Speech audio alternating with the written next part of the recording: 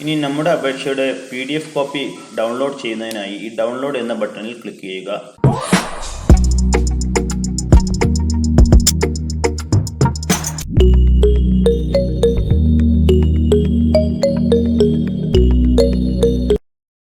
Hi friends, ഇന്ന് നമ്മൾ ചെയ്യാൻ പോകുന്നത് KCBയിൽ എങ്ങനെ ഒരു ഓൺലൈനായി കണക്ഷൻ അപേക്ഷിക്കാം എന്നുള്ളതാണ്.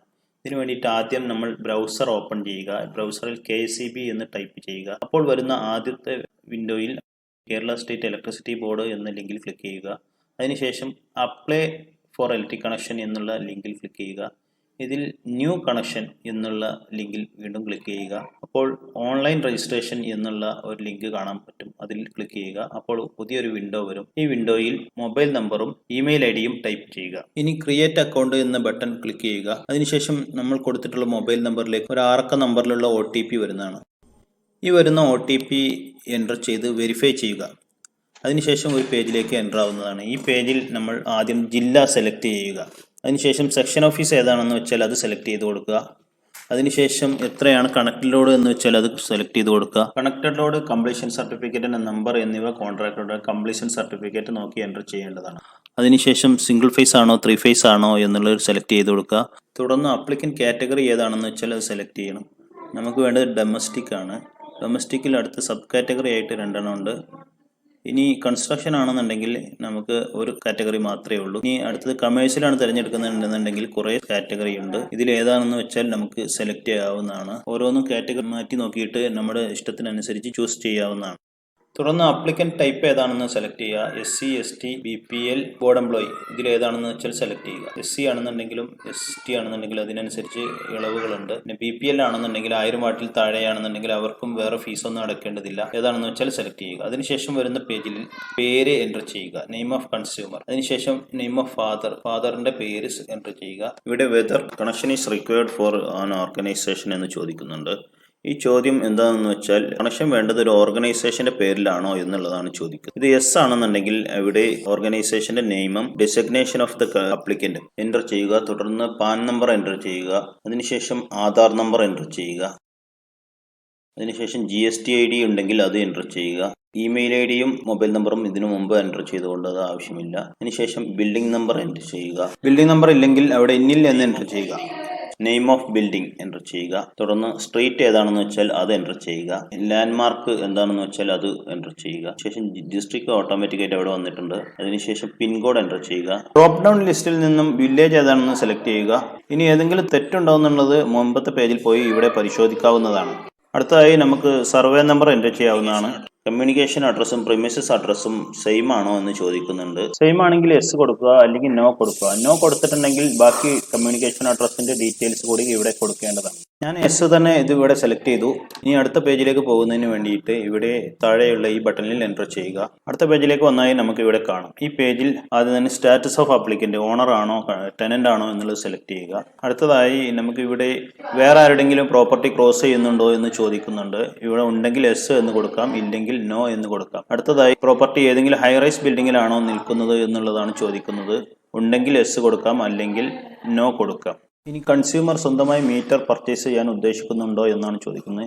ഉണ്ടെങ്കിൽ യെസ് കൊടുക്കാം, ഇല്ലെങ്കിൽ നോ കൊടുക്കാം. ഇനി ചോദിക്കുന്ന ചോദ്യം വളരെ പ്രധാനപ്പെട്ടതാണ്. കൺസ്യൂമർ പാക്കേജായി പണമെടുക്കാൻ ഉദ്ദേശിക്കുന്നുണ്ടോ ഇല്ലയോ എന്നാണ് ചോദ്യം. ഇവിടെയാണ് പലർക്കും തെറ്റുപറ്റാറുള്ളത്. ഇവിടെ പണമെടുക്കാൻ ഉദ്ദേശിക്കുന്നുണ്ടെന്നുണ്ടെങ്കിൽ യെസ് കൊടുക്കുക, ഇല്ലെങ്കിൽ പിന്നീടാണ് പണമടക്കുന്നത് എന്നുണ്ടെങ്കിൽ നോ കൊടുക്കുക. ഒരു കാര്യം പ്രത്യേകം ശ്രദ്ധിക്കുക, പോസ്റ്റിൽ നിന്നും 35 മീറ്ററിൽ താഴെ മാത്രം ദൂരമുള്ള ആളുകൾക്ക് മാത്രമാണ് പാക്കേജ് കണക്ഷൻ എടുക്കാൻ സൗകര്യം ഒരുക്കിയിട്ടുള്ളത്. സപ്പോർട്ട് പോസ്റ്റോ ഓവർഹെഡ് ലൈനോ കൺവേർഷനോ ആവശ്യമുള്ളവർക്ക് ഈ സൗകര്യം ലഭ്യമല്ല. ഇനി പാക്കേജായി പണമടക്കാൻ ആഗ്രഹിക്കുന്നില്ലെങ്കിൽ നോ എന്ന് കൊടുക്കുക. അപ്പോൾ തൊട്ടടുത്ത ഒരു കോളത്തിൽ കൺസ്യൂമർ ഒരു പ്രത്യേക ദിവസം ഇൻസ്പെക്ഷന് വരാൻ വേണ്ടിയിട്ട് ആഗ്രഹിക്കുന്നുണ്ടോ എന്നാണ് ചോദിക്കുന്നത്. ഉണ്ടെങ്കിൽ ആ ഡേറ്റ് കൊടുക്കാവുന്നതാണ്. നമ്മുടെ ഇഷ്ടത്തിനനുസരിച്ചുള്ള ഡേറ്റ് സെലക്ട് ചെയ്യുമ്പോൾ അതിന് ചെറിയൊരു ഫീസ് KCB ഈടാക്കുന്നുണ്ട്.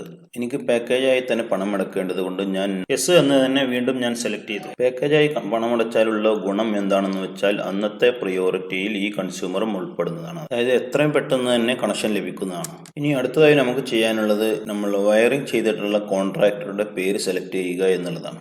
ഒരേ പേരിൽ തന്നെ പല കോൺട്രാക്ടർമാരും ഉള്ളതുകൊണ്ട് നമുക്ക് തന്നിട്ടുള്ള കംപ്ലീഷൻ സർട്ടിഫിക്കറ്റിലെ ലൈസൻസ് നമ്പറുമായി ഒത്തുനോക്കി ഉറപ്പുവരുത്തേണ്ടതാണ്. ഇനി അടുത്തതായി നമുക്ക് എൻ്റർ ചെയ്യാനുള്ളത് കംപ്ലീഷൻ കംപ്ലീഷൻ സർട്ടിഫിക്കറ്റിന്റെ നമ്പറാണ്. ഇവിടെ കംപ്ലീഷൻ സർട്ടിഫിക്കറ്റ് നമ്പർ എൻ്റർ ചെയ്താൽ സേവ് ആൻഡ് പ്രൊസീഡ് എന്നുള്ള ഈ ബട്ടൺ ക്ലിക്ക് ചെയ്യുക. തുടർന്ന് വരുന്ന പേജിൽ നമുക്ക് കണക്ഷൻ ആവശ്യമായ 2 രേഖകൾ അപ്ലോഡ് ചെയ്യാനുള്ളതാണ്. ഇങ്ങനെ 2 രേഖകൾ അപ്ലോഡ് ചെയ്യുന്നില്ലെങ്കിൽ ഇതിന്റെ ഹാർഡ് കോപ്പി നേരിട്ട് സബ്മിറ്റ് ചെയ്താലും മതി. ഇനി proceed to the final submission of the application എന്ന ബട്ടണിൽ ക്ലിക്ക് ചെയ്യുക. ഇപ്പോൾ നമ്മൾ എത്തിച്ചേർന്നിരിക്കുന്നത് ഈ അപേക്ഷയുടെ അവസാനത്തെ പേജാണ്. ഈ പേജിൽ നമ്മൾ കൊടുത്തിട്ടുള്ള ഡാറ്റ എല്ലാം കൃത്യമാണെന്ന് കൺഫേം ചെയ്യേണ്ടതാണ്. ഇനി അപേക്ഷ ഫൈനൽ സബ്മിഷൻ ചെയ്യുന്നതിന് വേണ്ടിയിട്ട് ഈ ബട്ടണിൽ ക്ലിക്ക് ചെയ്യേണ്ടതാണ്. ഇപ്പോൾ നമ്മൾ എത്തിച്ചേർന്നിട്ടുള്ളത് പണം അടക്കാനുള്ള പേജിലാണ്. ഈ പേജിൽ അവസാനമായി കൊടുത്തിട്ടുണ്ട് എത്രയാണ് പണം അടക്കേണ്ടത്. ആകെ 2671 രൂപയാണ് ഈ കണക്ഷന് വേണ്ടി അടക്കേണ്ടത്. പേയ്മെന്റ് ചെയ്യുന്നതിന് വേണ്ടി കണ്ടിന്യൂ ടു പേയ്മെന്റ് എന്ന ഈ ബട്ടണിൽ ക്ലിക്ക് ചെയ്യുക. അപ്പോൾ തൊട്ടടുത്ത പേജിൽ ഏത് വഴിയാണ് നമ്മൾ പണം അടക്കുന്നത് എന്നുള്ളത് ചോദിക്കുന്നുണ്ട്. നെറ്റ് ബാങ്കിങ് വഴിയാണോ, ഡെബിറ്റ് കാർഡ് ആണോ, ക്രെഡിറ്റ് കാർഡ് ആണോ എന്ന് ചോദിക്കുന്നുണ്ട്. ഞാൻ നെറ്റ് ബാങ്കിങ് സെലക്ട് ചെയ്തു. അടുത്തതായി നമുക്ക് ഒരു